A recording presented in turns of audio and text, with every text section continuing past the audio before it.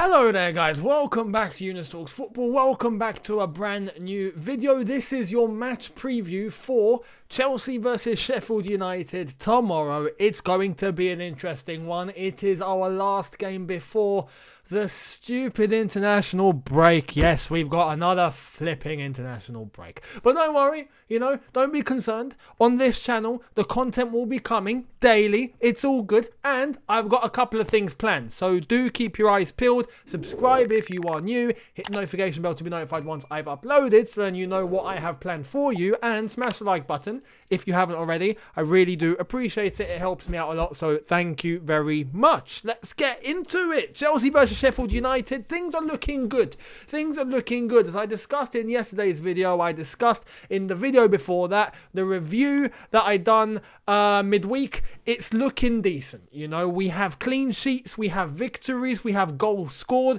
chemistries are starting to build, bonds are starting to build, we've switched to a 4-3-3, the football's looking better, it's looking good, yeah, and we can wrap up this section of the season before we go off on international break on a high. Yeah, I think that's crucial. If we manage to end it on a high, it gives us a very nice amount of time to relax, really breathe, take it lightly, go, you know what, it's been good. Let's wait until the international break is over. Let's hope everyone comes back injury-free, flipping praying. And then after that, we go again. As I discussed yesterday in the video, I outlined a couple of the fixtures that we have lined up after the international break. And, it's a bit half and half. Some of them you look and you go, yeah, we should really be winning those. And some, Tottenham, even Leeds, Everton, they're not easy fixtures. So we are in a good place. We are developing, and I'm hoping once we do face those top teams that we will be ready to compete and nick the 3 points away from each of them. Now,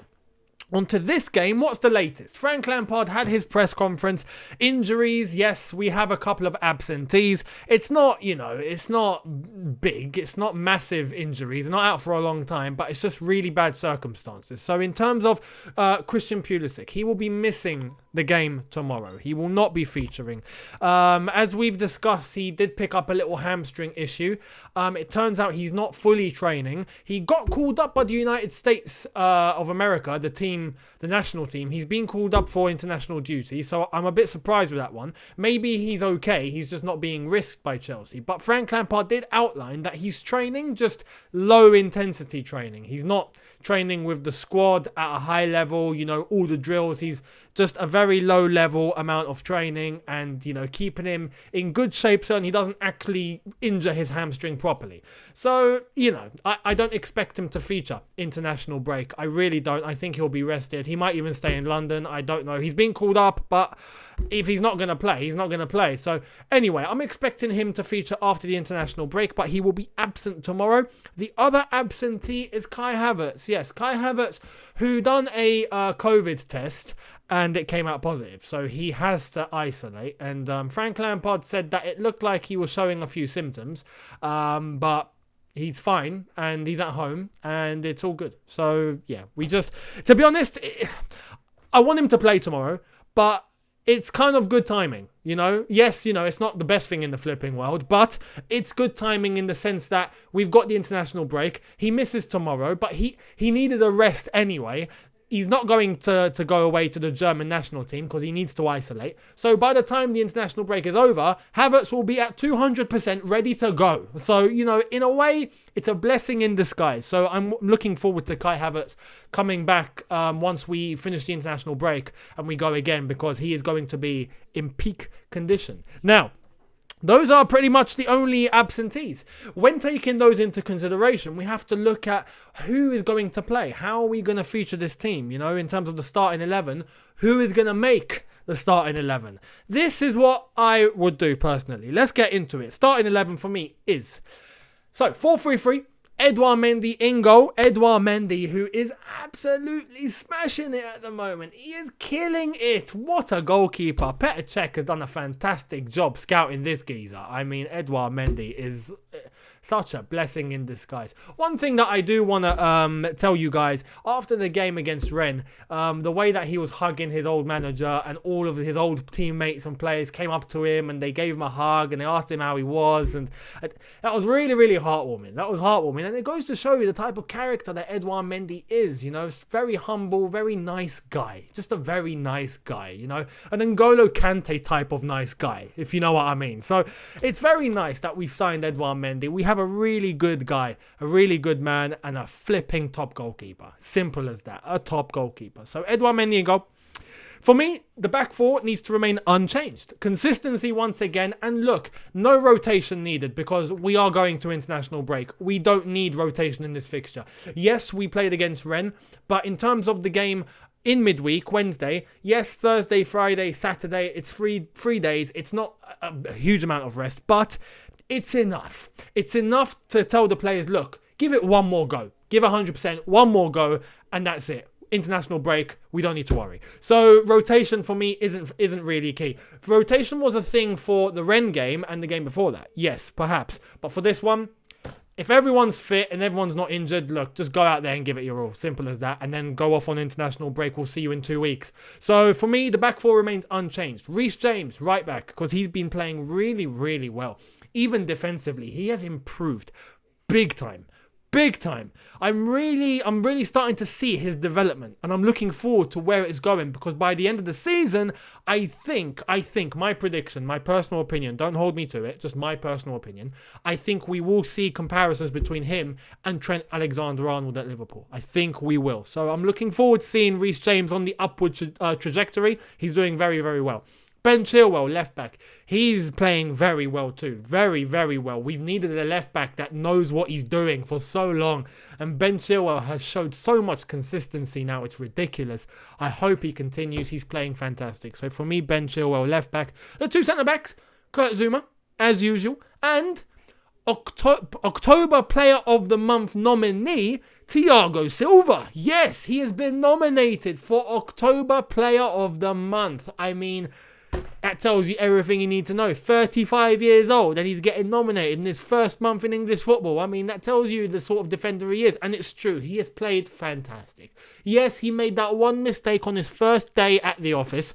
I think it's safe to say we've all made mistakes in our first day at the office. Yeah, me included. And not a major mistake, honestly. Just little minor ones. But Thiago Silva, since that point, has been immense. Solid. His timing's been impeccable. His organisation's been there. His positioning's been fantastic. He's done everything required. So Thiago Silva, for me, alongside Kurt Zouma. N'Golo Kante returns to his DM role that he's bossing. And might I add, N'Golo Kante, since we switched to a 4-3-3, I don't know what's happened to him.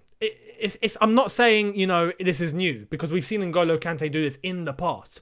But he's everywhere. He's everywhere. It's not like where he was being played in a more offensive position and he was playing well, but defensively he didn't have much responsibility. Now, he's just doing everything. He's defending, he's attacking, he's tackling, he's intercepting, he's barging everyone off, he's winning the ball every occasion, he's doing everything, he's everywhere. He's like, you know, flipping Bugs Bunny. He's everywhere. And N'Golo Kante is just fantastic. So N'Golo Kante in the DM role. Now, Havertz is, as I've already discussed, exempt from this game. So for me, it's got to be Kovacic breaking into the team and alongside Mason Mount. Those two for me have to be the two centre mids in front of N'Golo Kante, because there's no one else. It's as simple as that. That's just the reality. We are going to stick with a 4-3-3. For me, that's the best way. N'Golo Kante as a DM. Mason Mount, who's been playing much better recently, which is nice to see. Kovacic needs to fill in for Kai Havertz. So I'm looking forward to seeing the dynamic between Mason Mount and Mateo Kovacic. I think that's going to be a very interesting show. So I'm looking forward to that. Now, Ziyech for me on the right-hand side. As usual, you know, he's been one of our star men recently. He's been playing absolutely fantastic. So I'm looking forward to seeing what he's going to do in our last game before we go off on international break. Pulisic is away. He is not going to be featuring in this game, as I've already discussed as well. So look, for me, it would be beneficial to have Callum Hudson-Odoi have an opportunity against Sheffield United. That would be me. And then Timo Werner up front, because I want to see Timo Werner up top. I do. I think he's done fantastic on the left-hand side with Tammy Abraham up top. And I do have a feeling that Frank Lampard is going to do that. he is going to play Timo Werner on the left, and then he's going to play Tammy Abraham up front, because it's been working. Especially Tammy Abraham, the way that he's been coming a lot deeper than usual, if you've realised.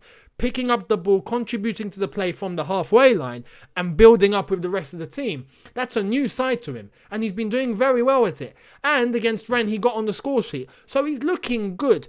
But I want to see Werner up front. Like, even if he's been scoring from the left-hand side, the last game, 2 penalties, so you can't really say that. But he's been playing well. He's been playing well, and he's been looking fatigued. I think up front, it would be a good opportunity for him.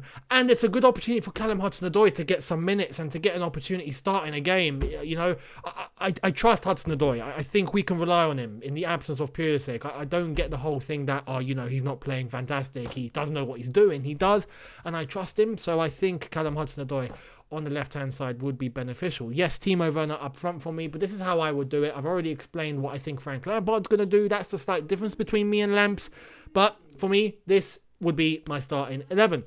Now, in terms of a prediction, I am going with... So we do it again. You know what? I'm going to be brave this time, yeah? I'm not going to say Sheffield United are going to score like I did for Burnley and I did for Rennes, and they didn't. I am going to go Chelsea 3, as usual, like the shirt sponsor. Like all of our games now, we seem to be scoring 3. So Chelsea 3, Sheffield United 0. Not 1, 0. A 7th clean sheet for Edouard Mendy coming right up, ladies and gentlemen.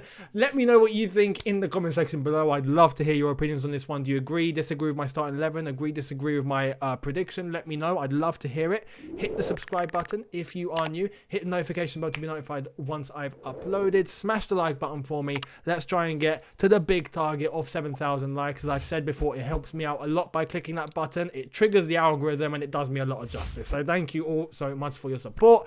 And I will see all of you really, really soon. There won't be a Twitch stream tonight. I apologize. There is no time for me to do one tonight. I am a bit later than usual. However, tomorrow, the match review, be there for that. We get into what's happened and hopefully we end this section of the season before we go off on international break on a high. I'll see you tomorrow after it's all said and done. Thank you so much for watching. Have a good one. Look after yourselves. Take care and peace.